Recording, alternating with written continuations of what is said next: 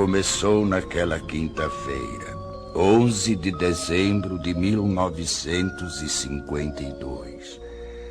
Na cidade de Bergen, na Noruega, eu estava orando a Deus pela manhã em casa de um irmão na fé. Fiquei muito comovido. Veio-me uma revelação tão nítida como se eu a tivesse lido de um livro ou de um jornal. Naquela época eu não tinha em meus pensamentos algo especial que me chamasse a atenção sobre arrebatamento. Naquele momento senti que deveria escrever o que estava presenciando, mas quase não a considerei como revelação de Deus. Pensava tratar-se de um fruto de minha própria imaginação. Procurei esquecer escapando aqueles pensamentos, mas faltou-me tranquilidade. E para resolver o dilema, orei a Deus. Senhor, não posso me lembrar de tudo, mas se for de tua vontade, revela-me novamente e eu publicarei esse acontecimento.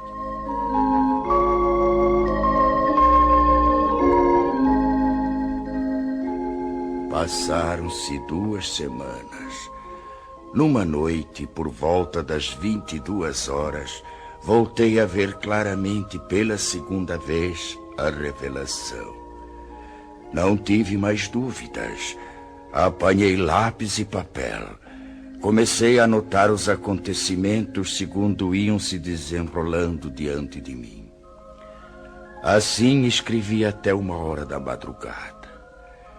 Estava já cansado e não suportando mais por causa dos meus 79 anos de idade. Orei a Deus pedindo que me deixasse descansar e que, se fosse de sua vontade que eu escrevesse tudo aquilo, que me permitisse ter a continuação da revelação no dia seguinte. E fui me deitar logo adormecendo.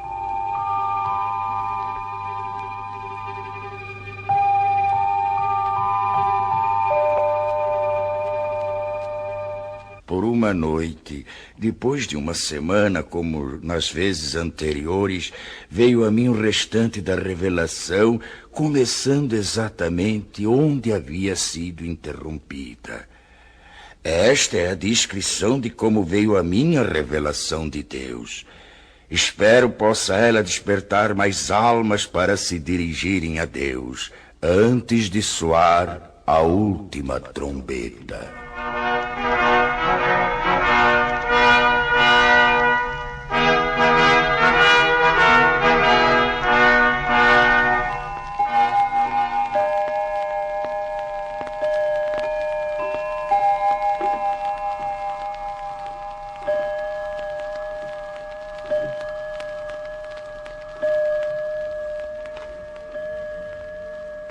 Nove horas da manhã.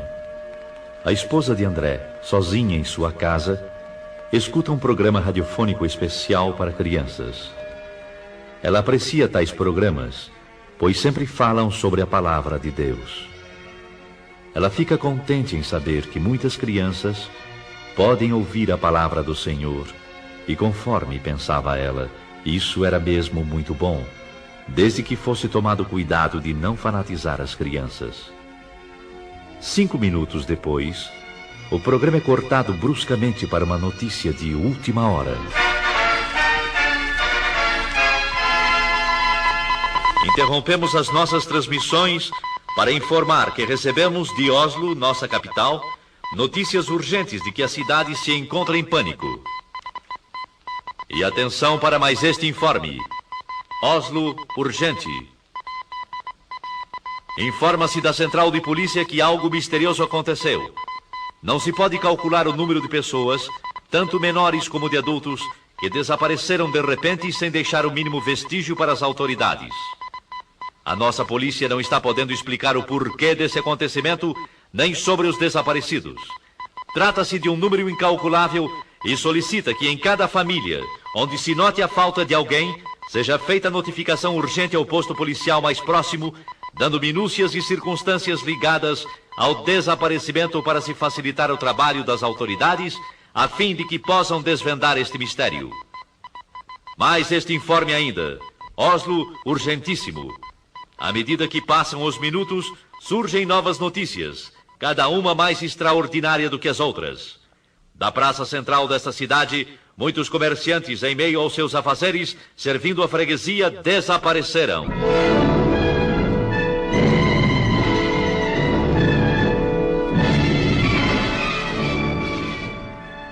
O noticiário contava que um freguês de uma casa de floricultura relatou aos policiais que... Quando eu estava pagando a despesa das minhas compras, o negociante que estava trocando dinheiro sumiu. Sumiu sim, senhores. Sumiu e não se sabe para onde. Eu notei apenas que ouvi umas palavras semelhantes a... Glória a Jesus! Glória a Jesus! Glória a Jesus! E então eu não vi mais o negociante. Eu cheguei a esfregar os olhos. Aquilo era inacreditável. Tudo então parecia só uma leve neblina. Mas eu não tinha mais nada para ver.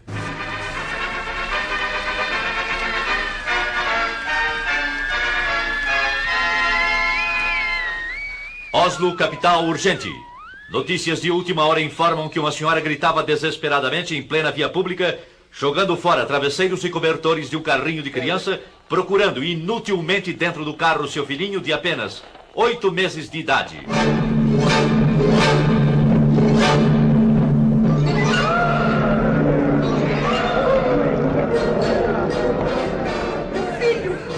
Meu filhinho! Onde está ele? Socorro, ajudem-me! Alguém roubou meu filho!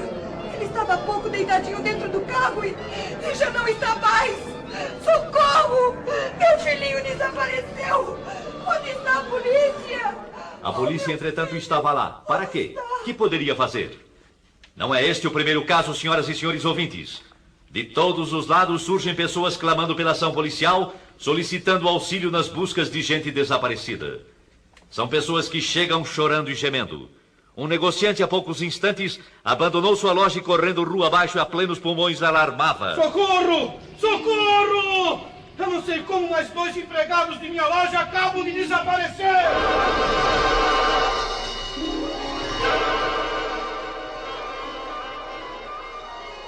São alarmantes, senhoras e senhores ouvintes, as notícias que, além de Oslo, nossa capital, chegam também de Estocolmo, capital da Suécia, e também de Copenhague, na Dinamarca, e de Helsinki, capital da Finlândia.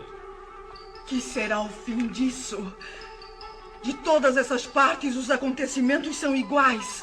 Os desaparecimentos das pessoas são iguais. E de todo o interior do país, chegam as mesmas indagações. O que é isso?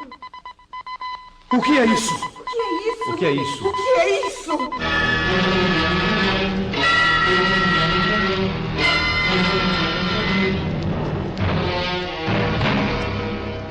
A esposa do Sr. André, impressionada com tais acontecimentos, pergunta-se, temerosa e aflita: Pode ser isto que está acontecendo? Oh, Senhor Deus, ajuda-me a compreender. Resoluta, vai à porta da rua de sua casa. Olha preocupada para fora. Tudo na vizinhança sempre foi calmo. Nem bem chegou ali, e então... Ruth! Ruth! O que se passa? Mas aquela é a senhora Hallam, que vem vindo desesperada chamar pela Ruth.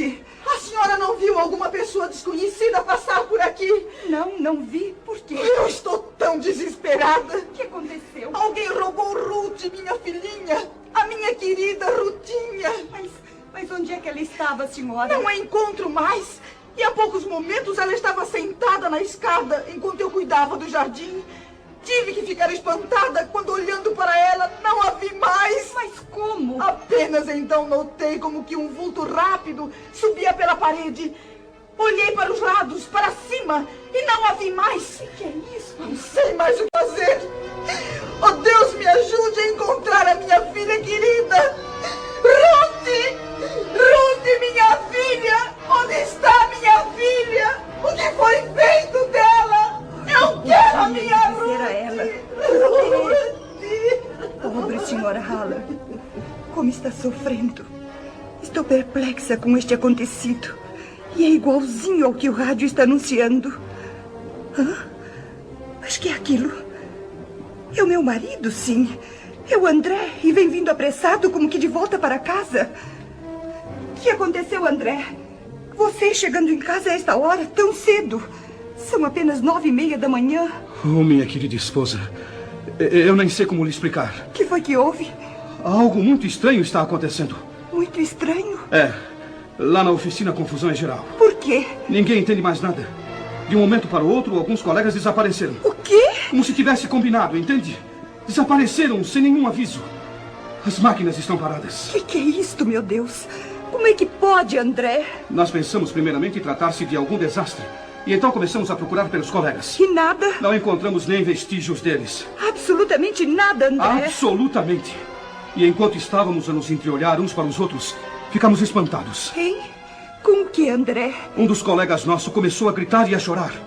Era justamente aquele companheiro que sempre dizia ser crente em Jesus e ia constantemente à igreja. O que é que ele dizia? Falava desta maneira: agora sim. Agora foi. Já não há mais jeito. Ah, como é triste.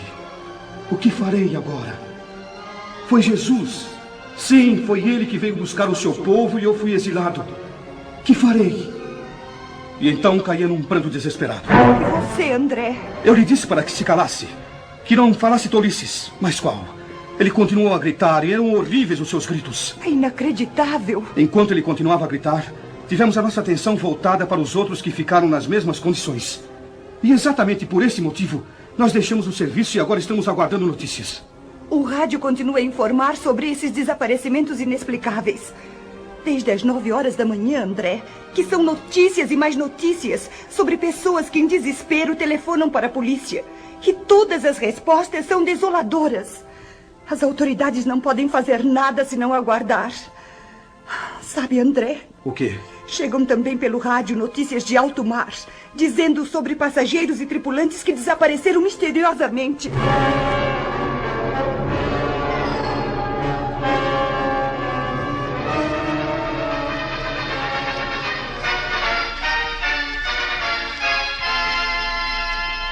Notícias de última hora. Da maternidade desapareceram todas as crianças recém-nascidas. As mães destas crianças gemem de dor e tristeza e espanto. Médicos, enfermeiras, assistentes estão perplexos, inclusive pelo motivo de estarem faltando também alguns de seus colegas. Acertem seus relógios, exatamente 11 horas da manhã. Notícias de Londres anunciam que desde as 9 horas da manhã, os comunicados recebidos de toda a Inglaterra dão conta do inexplicável desaparecimento de pessoas de toda classe social e idade, da mesma maneira, sem explicação alguma. Sabe-se em todo esse mistério que diversos pastores e sacerdotes chamaram os membros de suas igrejas e notaram que os que desapareceram eram justamente os mais piedosos e obedientes a Deus, os mais fiéis nas suas orações, os que dificilmente faltavam aos cultos. Um dos pastores, entre os mais conhecidos de grande igreja, expediu um comunicado convocando todos os seus auxiliares para uma reunião que deverá ser realizada ainda nesta noite. Já são passadas mais de 3h30 desde a primeira notícia deste estranho acontecimento mundial.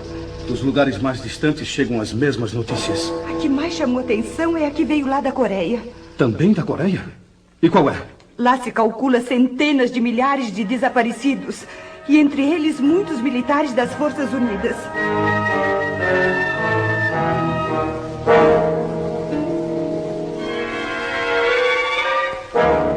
É totalmente impossível descrever o que se tem passado nas últimas horas. A angústia toma conta de todos. As ruas estão agora com um movimento desusado. Pessoas correndo, chorando, chamando e clamando. As mães aflitas à procura de seus filhos, e no meio destes clamores também há os que zombam e amaldiçoam a Deus e aos próprios homens. Um senhor correndo com os punhos levantados gritava: Cuidado, gente! Cuidado! Ele vem nos pegar um por um! Com certeza perdeu o juízo! Uma senhora de idade, parada, com as mãos postas, olhando para o alto, clamava: Oh, não, não!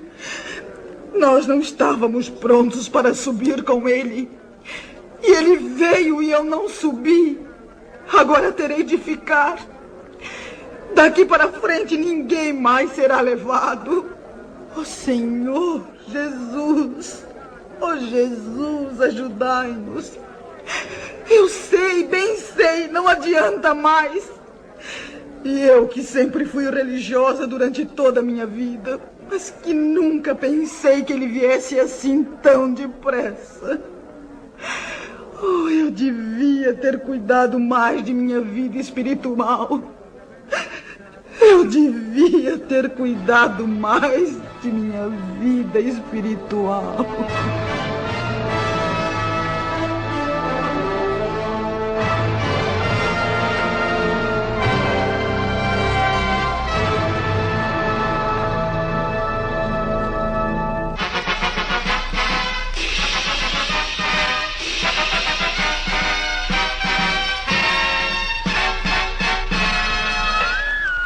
Com informações recém-chegadas, informamos às senhoras e senhores ouvintes que das estradas de ferro chegam-nos notícias de que não houve propriamente nenhum desastre, mas são muitas as composições paradas, algumas até sem os seus respectivos condutores. Todas as buscas feitas têm resultado em vão. Há também passageiros que desapareceram. É o mesmo nas estradas de rodagem. Alguns jornais da tarde não entraram em circulação. Perturbação e nervosismo têm dificultado os trabalhos das autoridades, que se esforçam para a complementação de um relatório exato do número de desaparecidos. Cientistas reunidos e meteorologistas trabalham sem repouso, procurando elucidar o mistério, segundo seus conhecimentos e experiências. Voltaremos a qualquer instante com a edição extraordinária que se fizer necessária.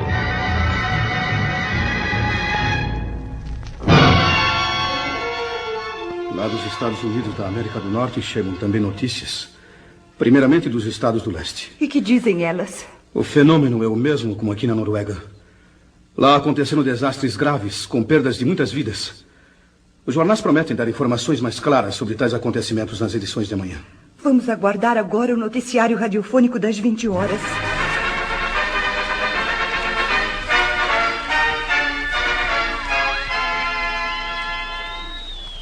Nossa emissão pode informar agora que a catástrofe se manifestou exatamente na mesma hora em todo o mundo. Embora as informações tenham partido das grandes cidades, já se sabe agora que em todos os locais, cidades menores, vilas e aldeias, o acontecimento é idêntico. Assim como tem se dado na parte norte da Terra, dá-se também na parte sul.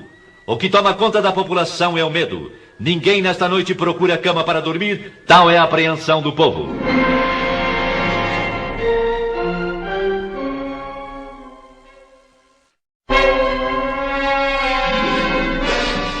São histéricas as discussões nas ruas por causa de parentes e amigos desaparecidos. Eu sei, eu bem sei.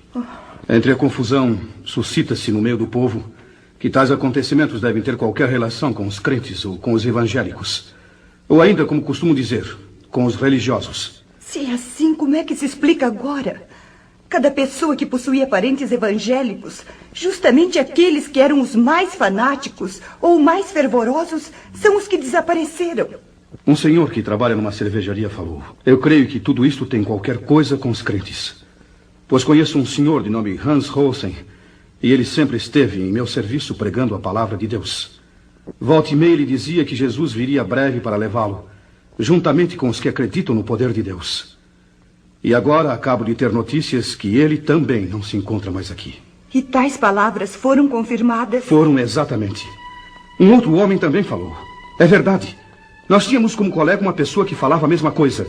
E agora o seu nome também está na lista dos desaparecidos. E na tal de reunião onde você estava por acaso, alguém protestou? É claro que sim.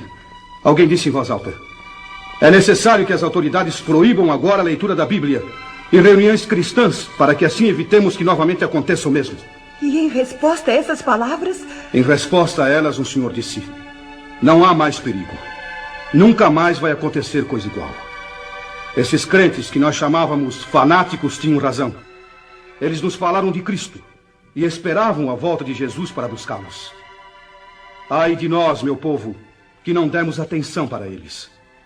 Com eles estaríamos melhor do que sermos obrigados a ficar nesse caos que já começou. E que digo mais, vai ser pior.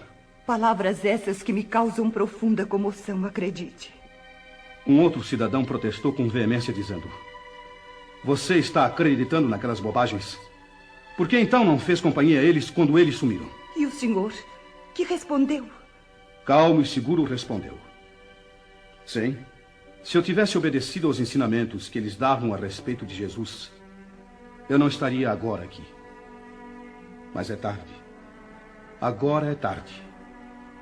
Acabando de dizer isso, retirou-se pesaroso enquanto um sujeito do grupo gritava: você e todos que pensaram assim só merecem uma coisa: a forca! Fora com essa bobagem de cristianismo!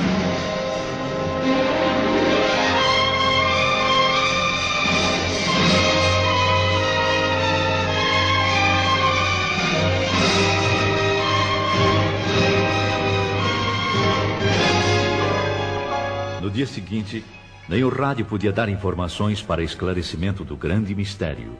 Apenas continuavam as notícias vindas de longe. Dos campos, missionários falavam tais notícias do desaparecimento em massa. Poucos membros de igrejas foram os que ficaram.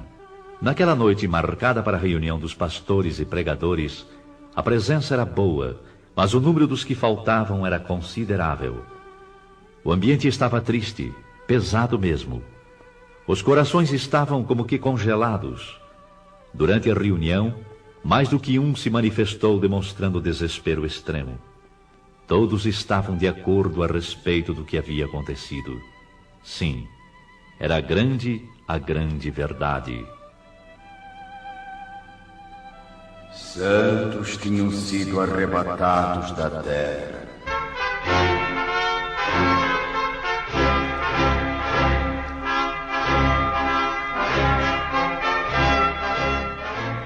A noiva de Cristo foi levada ao céu. Entre alguns crentes, houve a confissão de que, apesar das preparações teológicas e estudos da palavra de Deus, nunca chegaram a compreender que aquilo seria uma realidade. A verdade é que estavam completamente estranhos ao novo nascimento e longe da adoção de filhos.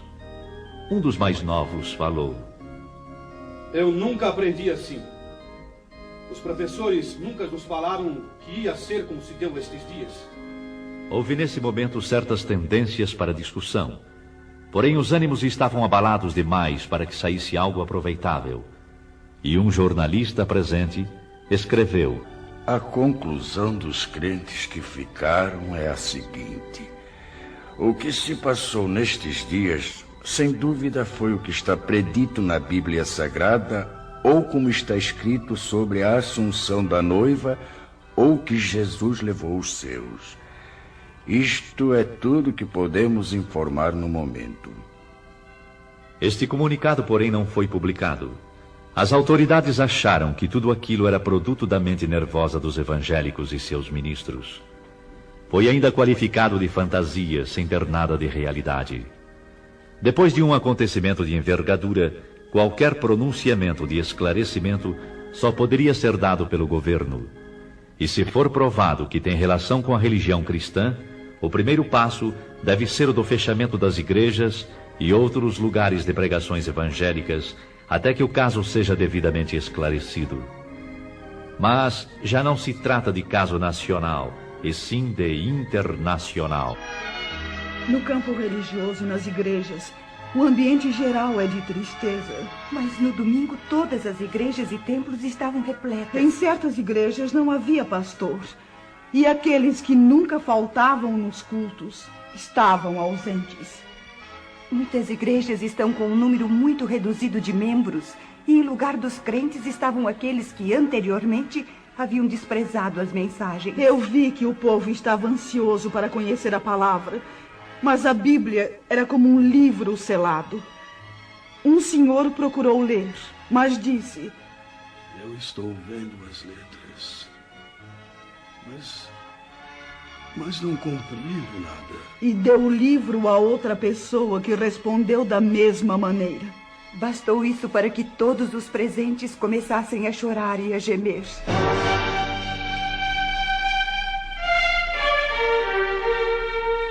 Mas a população em geral culpava os religiosos por tão grande calamidade. tudo isso tem acontecido unicamente por causa dos crentes. Sim, é isso mesmo. Esta praga tem vindo sobre nós unicamente por causa deles. Vamos até a igreja e vejamos o que podem eles nos explicar. E a explicação dos que ficaram foi simples, triste e com poucas palavras. O tempo da graça terminou. Mais algumas palavras e no culto iniciou-se a confusão, bem como em todas as reuniões realizadas para tais esclarecimentos. Alguns, levantando-se, começavam a culpar o pregador. A culpa é sua! Muitos não subiram porque você nunca esclareceu como deveria fazer, anunciando que a vinda de Jesus estava perto. Nunca esclareceu que devíamos ter um coração purificado e cheio do Espírito Santo. E que sempre deveríamos estar retos diante de Deus e também dos homens. Agora eu sei o que foi que me impediu de ir de encontro a Jesus. Foram justamente as mínimas coisas que eu julgava sem importância e que não me impediriam de ir ao céu. E eis que aqui estou. Tem misericórdia de mim. Ajuda-me! Ajuda-me! Calem a boca. Eu fiz o meu dever. Fiz o meu dever e fiz mais ainda.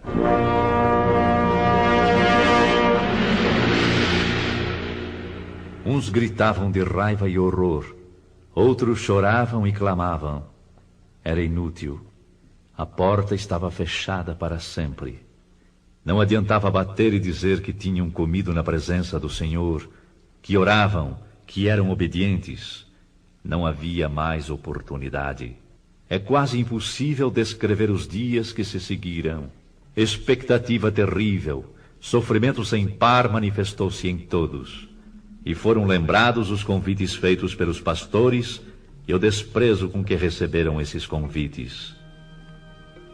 Muitos que eram chamados de crentes, agora compreendiam que a fé que professavam consistia apenas em palavras ocas e frases costumeiras. Alguns iam às igrejas apenas para acompanhar amigos. Outros, porque gostavam de cantar no coro, tocar instrumentos e outros interesses, sem possuírem o verdadeiro desejo de ouvir e obedecer a palavra de Deus. Não eram nascidos de novo, nem tinham o selo da promessa, nem adoção de filhos. Não tinham, portanto, direitos sobre a herança. Para certas pessoas, a igreja era simplesmente uma sociedade, um local para passarem as horas vagas. Mas agora estes mesmos clamaram: Senhor, abre-nos a porta.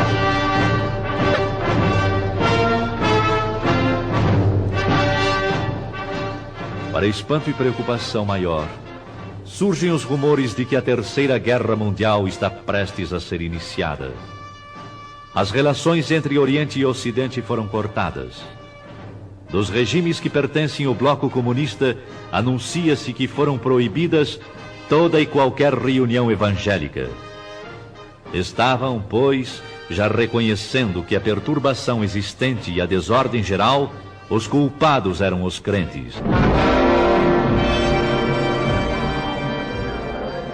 Para maior confusão, é anunciado que está em vigor a pena capital para todo aquele que pronunciar o nome de Jesus. Então é chegada a hora de varrer sobre a terra a praga chamada cristianismo. Morte certa também para os que guardam em sua casa alguma coisa que faça lembrar de Jesus Cristo e seus ensinamentos.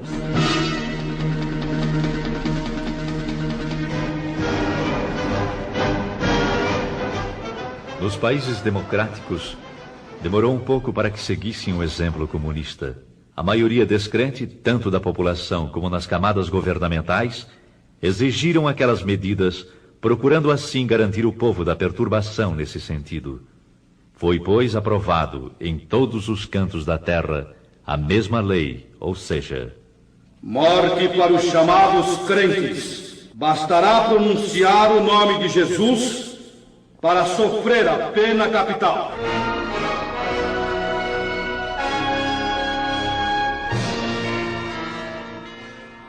E com estes acontecimentos, inicia-se a época mais terrível da história humana. Uma grande parte dos crentes que ficaram, continuando a clamar o nome do Senhor Jesus e não obedecendo às autoridades, foram presos e julgados ditatorialmente. Só escapariam se aceitassem as condições impostas pelas autoridades. Se vocês maldizerem o nome de Jesus, negando-o, então salvarão suas vidas e a vida daqueles a quem amam. Para a perplexidade das autoridades, milhares ficaram firmes no propósito de testificarem que eram de Jesus e não o negariam, qualquer que fosse o resultado. Agora, Satanás estava demonstrando que verdadeiramente estava agindo sobre a face da terra. Ai dos que habitam sobre a terra. Uma parte grande desses novos crentes não resistiram às ameaças e aflições. Negaram a fé. Negaram o Cristo. O mundo inteiro está no maligno. Todo o mundo jaz no maligno. As nações chegaram neste momento a ter uma só ideia e a colocá-la em prática. Exterminar com o cristianismo e extingui-lo para sempre. O príncipe deste mundo toma poder completo. E filhos acusando seus pais, entregando-os para morrerem. E assim a Escritura, segundo São Lucas 21:16, se cumpriu quando diz: E até pelos pais, irmãos, parentes e amigos sereis entregues e matarão alguns de vós. E por todos sereis aborrecidos por amor do meu nome. Faltam palavras para as demais cenas horrendas que se desenrolaram, mas no livro do Apocalipse, Deus revelou os ais e as pragas que hão de vir. E o clamor destes infelizes continuava, segundo São Mateus 24:22. Senhor, Senhor, venha abreviar estes dias.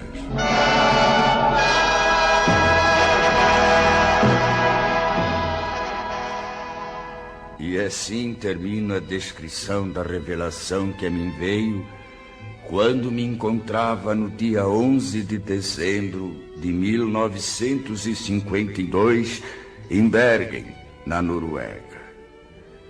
Ao irmão em Cristo, ao amigo, lembro: prepara-te para o encontro com Deus, para que não aconteça de seres deixado quando o Senhor vier buscar a sua igreja.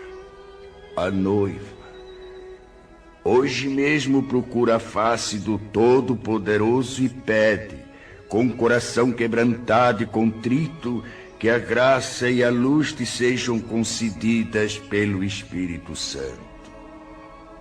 Amigo, enquanto estamos no dia chamado hoje, a oportunidade de aceitares as grandes verdades e obedecê-las. Ainda hoje, irmão, podes ser selado junto com os que pertencem ao Senhor Jesus Cristo. Ele virá. Aguarda. Ele virá num abrir e fechar de olhos, arrebatar a sua igreja. Cuidado.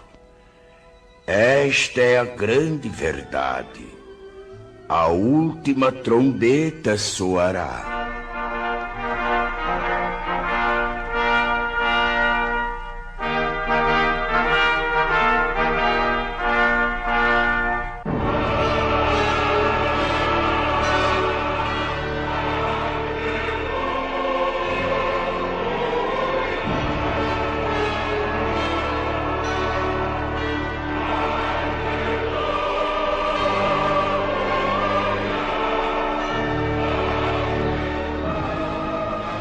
Esta foi a revelação recebida por um servo de Deus, Olaf Rode, sobre o arrebatamento da Igreja de Cristo. Seu tradutor é o virtuoso missionário Erik Alder Peterson, que lembra a todos esta seguinte advertência autêntica: A vinda de Jesus está próxima. E como vai ser quando ele vier e os dias que se seguem? Podemos relembrar nestas poucas cenas que ouvimos, com todas as ocorrências, que milhares sejam despertados e se preparem para o grande dia da última trombeta. É o que eu desejo de coração.